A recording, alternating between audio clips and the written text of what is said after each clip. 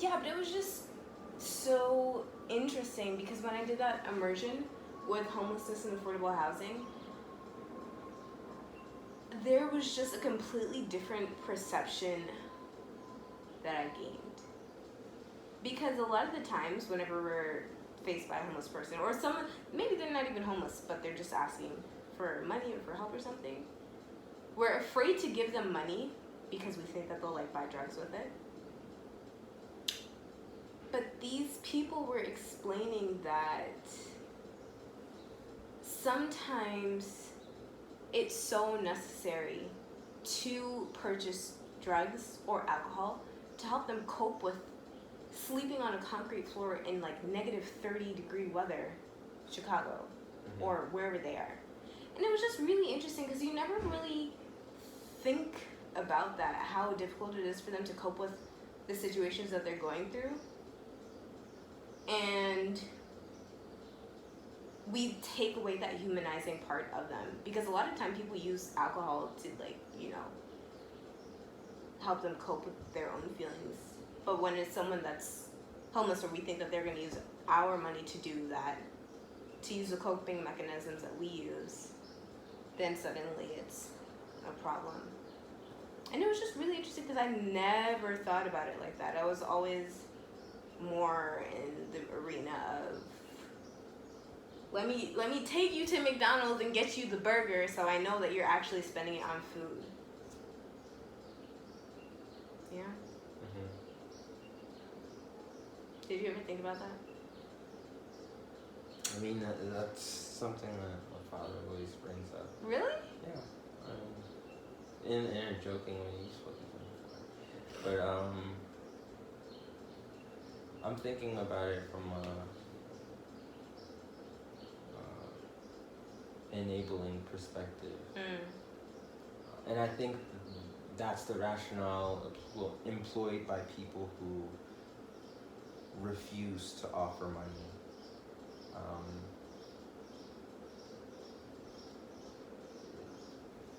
It is a coping mechanism, but it enables stagnation because you're repeating, theoretically you'll be repeating the same behavior and not be able to get out of it.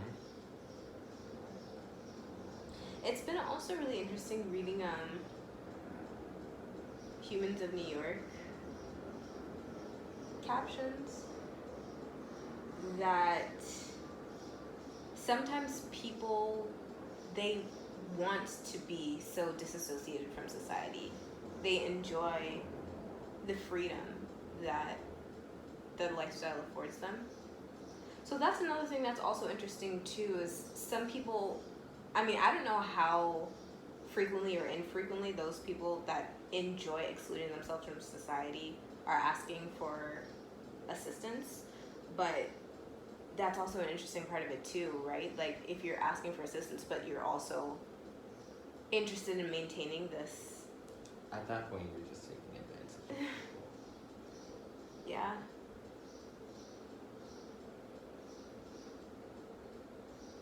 But it's just really interesting because you don't know the person's situation. But at the end of the day, though, I know it's a test from the universe, so I'm still about to do something. You know what I'm saying? Like, that's not my decision to make. Because you don't know what they're going to use it for, you could be preventing yourself from actually helping someone as much as you can be possibly falling into being used. But like, I would rather the potential of me being used and like taking that gamble, just because, you know, for every action there's an equal and opposite reaction, and if someone's taking advantage of you, they'll, you know, you'll be avenged effectively. And but regardless of what they're doing, because your heart was in the right place, like, you're still going to benefit from that some way, somehow. You won't be able to like directly connect the lines to, okay, that one time in 2002 when I gave 25 cents to this guy, that's what caused me to get this 25-cent free extra donut or something. You know what I'm saying? Like, So that's why I feel like I'd rather take that chance. But also, if I know you trying to, like, you know, put something on me, I'm gonna tussle. I mean, I think this idea also harkens back to our discussion about karmic energy, how it's not necessarily objective. Like, if the person doesn't feel as though they're taking advantage of you,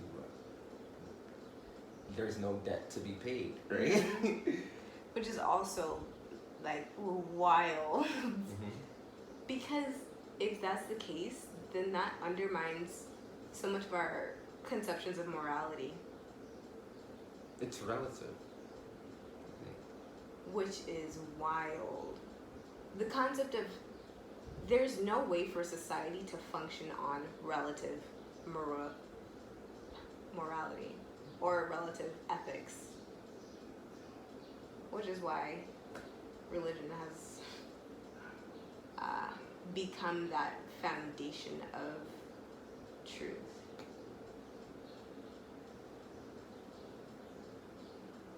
Just imagine how chaotic and reckless society would be if everyone was living on their own foundation of ethics and morals.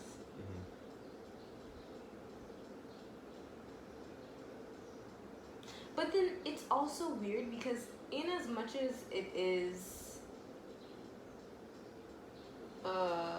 relative, I feel like there's some type of underlying innate understanding of morality and ethics that we all have. Because I think back to, you know, how we've been like binge watching cult documentaries and thinking about those people having just this inner knowing that something right here is not right. Something about this situation doesn't align. It rubs me the wrong way. And these are people, the majority of the people that are feeling this way are the children that grew up in the cult. So they literally have no other conception of life outside, but somehow they know something about this don't set right. Does that not harken back to an innate understanding of right and wrong? So then, how relative really are ethics and morals?